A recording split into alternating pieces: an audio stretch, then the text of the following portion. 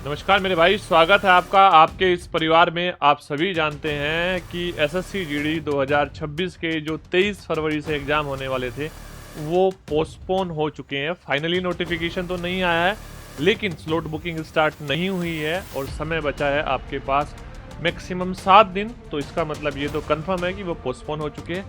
अब बहुत सारे बच्चों के मन में डाउट थे कि सर स्लॉट बुकिंग होगी तो हम किस स्लॉट में अपना फॉर्म भरे या किस स्लॉट में अपना स्लॉट बुक करें ताकि हमें नॉर्मलाइजेशन का फायदा मिल जाए। मैं आज यहाँ पर आपको नॉर्मलाइजेशन के बारे में डिटेल से बताने वाला हूँ और कुछ चीजों पर चर्चा करने वाला हूँ। वो क्या है? सबसे पहली चीज, नॉर्मलाइजेशन कैसे काम करता है। अगर आप ये बात जान लोगे तो आपके सारे डाउट क्लियर हो जाएंगे। किस किस स्टूडेंट को फायदा होगा, स्लॉट बुकिंग में नॉर्मलाइजेशन का क्या असर पड़ेगा, इस बात को भी मैं क्लियर करूंगा। और दूसरी चीज, नेगेटिव मार्किंग होने से, यानी कि बहुत सारे बच्चे ऐसे होते हैं नेगेटिव क्वेश्चन कर देते हैं, क्या उसके होने से भी नॉर्मलाइजेशन के फायदे या नुकसान होंगे। आज मैं इन सारी चीजों पर डिस्कस करने वाला हूं वन बाय वन। सबसे पहला काम है हमारा कि हम जानेंगे कि ये जो नॉर्मलाइजेशन है ये आखिर है क्या। देखो ध्यान से, आपको बता दूं कि यहाँ पे जो जून महीना है, जून महीने में एसएससी ने नॉर्मलाइजेशन का नया तरीका अप्लाई किया और उस नई तरीके में सबसे पहले जो सबसे पहला पैराग्राफ है, एसएससी ने ये बताया कि हम नॉर्मलाइजेशन करते क्यों हैं। आपको बता दूं 2016 तक नॉर्मलाइजेशन नहीं होता था। जिस शिफ्ट में जिस बच्चे के जितने नंबर होते थे उसी के आधार पर कट ऑफ लगती थी, लेकिन 2017 से ये नॉर्मलाइजेशन होना स्टार्ट हुआ। और यहाँ पे एसएससी बोलती है कि when candidate takes exam in multiple shift, यानी कि जब बच्चे अलग अलग मल्टीपल शिफ्ट्स में एग्जाम देते हैं, some shift could be harder and easier than others, यानी कि कुछ शिफ्ट एक दूसरे के तुलना में कठिन होती है और कुछ आसान होती है। The commission normalise the score, और कमीशन जो है उस स्कोर को नॉर्मलाइजेशन करता है। ये सबसे पहले उसने बताया कि नॉर्मलाइजेशन क्यों जरूरी है, उसने ये बात बोली। अच्छा, दूसरी चीज यहां पर इस बात को समझना कि जब नॉर्मलाइजेशन होता था पहले वाला उस पहले वाले को समझना कि this was done by the considering the top scorer and the average scorer from all shift. यहाँ पे फ्रॉम ऑल शिफ्ट यानी कि जितनी भी शिफ्ट होती थी उसमें से हम टॉप स्कोरर को देखते थे और एवरेज स्कोरर को देखते थे, जिसकी हेल्प से यहाँ पे वो नॉर्मलाइजेशन स्कोर करते थे। अब क्या करते थे उसको छोड़ दो, यहाँ पे बात समझना है।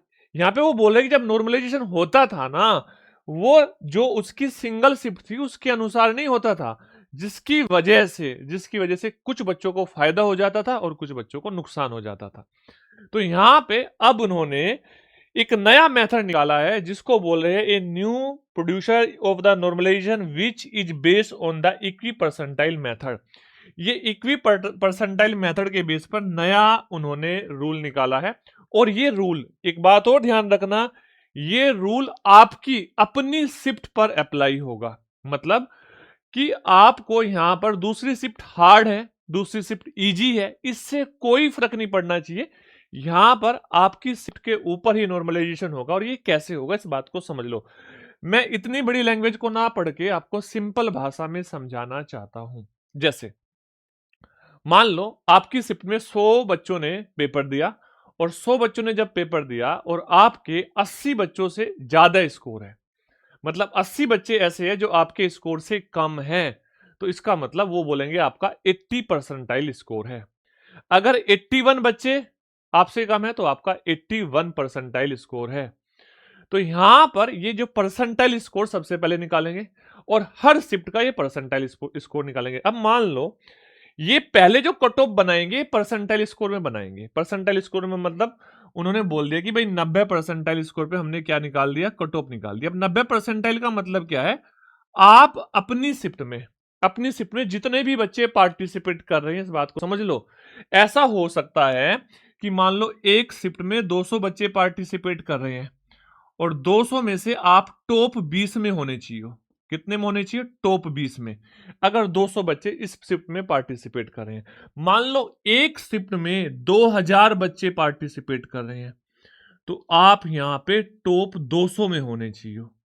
किस में होने चाहिए? टॉप 200 में। यानी कि एक बच्चों के मन में ये डाउट था, सर कहीं शिफ्ट में ज्यादा बच्चे पार्टिसिपेट कर रहे होंगे, कहीं कम कर रहे होंगे। नहीं, उसी रेशो के अकॉर्डिंग आपका क्या निकाला जाएगा? परसेंटाइल निकाला जाएगा।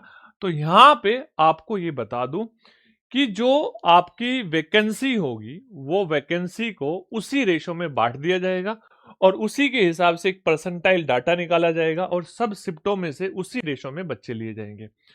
तो पहली चीज ये, यहां पर बहुत जगह आपको आर्गुमेंट ये भी दिया जा सकता है या होता है कि मन में ये भी चल रहा हो आपके कि सर एक शिफ्ट में सारे बच्चे अच्छे बैठ जाएं, एक शिफ्ट में सारे बच्चे नालायक बैठ जाएं।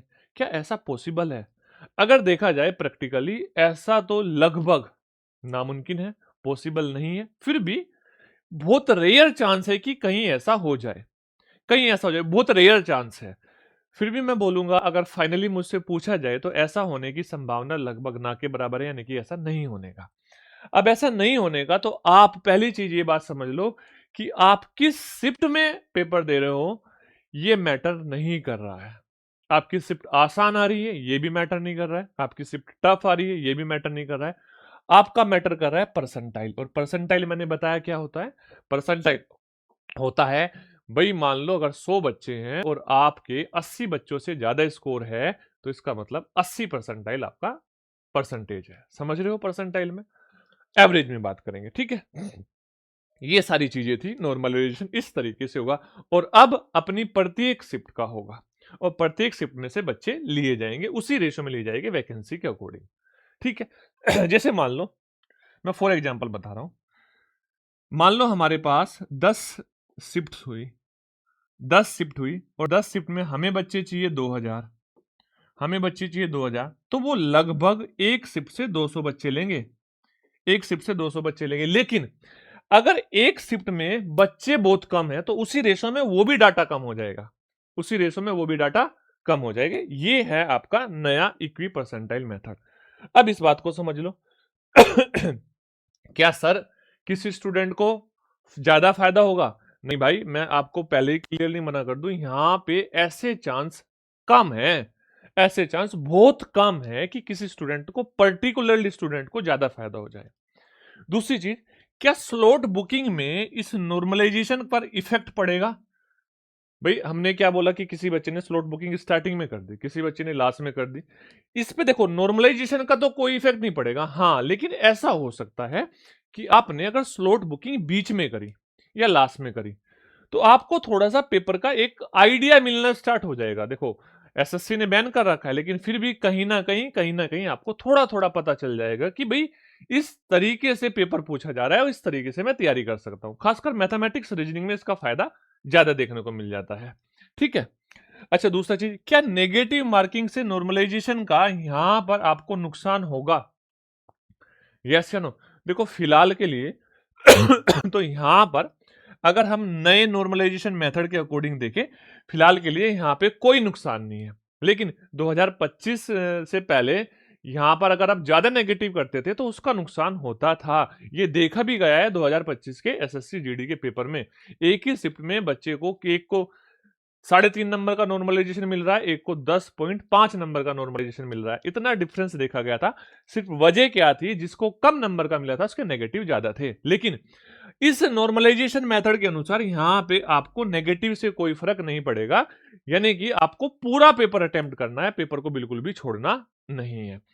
अब लास्ट डेट आपके चल रहे हैं, आपको एग्जाम की डेट तो अभी नहीं पता है, ना ही कोई बता पा रहा है। अगर मान लो कोई एग्जैक्ट बता भी रहा है तो वो शायद पॉसिबिलिटी है कि सही हो और ना भी हो।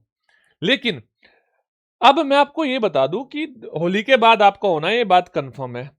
और दूसरी चीज, हम क्या करें, हम क्या करें तब तक आप अगर चाहते हो कि यहां पर आपको कि पेपर जैसा माहौल आपको मिल जाए, पेपर जैसा माहौल मतलब कि सर एसएससी कैसे क्वेश्चंस पूछ रही है वो पेपर हमें मिल जाए, यानी कि हमें एसएससी के सीजीएल के पेपर मिल जाए,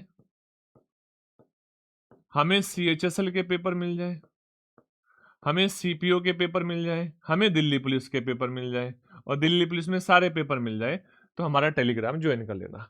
और तीसरी चीज, इस बात को भी ध्यान रखना, अगर आप चाहते हो कि मैथ्स में आपकी एक धमाकेदार तैयारी हो जाए, आपको यहां पर मैथ्स में एक बहुत बेहतरीन तरीके से कम समय में आपको क्लासें मिल जाए, तो आप देख सकते हो ये एक हमारा स्मार्ट विंग्स यूट्यूब चैनल है। इस पे हमारे जो ये एसएससी जीडी का प्लेलिस्ट बनी हुई है मैथमेटिक्स की, टोटल 38 क्लास है। टोटल 38 क्लास है। इन 38 क्लास में 1.5 घंटे की क्लास भी है, 2 घंटे की क्लास भी है, 2.5 घंटे की क्लास भी है। अगर आप इसको रिवीजन करते हुए देखो तो आप इसको जल्दी देख सकते हो, जल्दी कवर कर सकते हो। पीडीएफ आपको टेलीग्राम पे मिल जाएगी विद सॉल्यूशन और विदाउट सॉल्यूशन। ठीक है, उम्मीद करता हूं चीजें समझ आई होगी।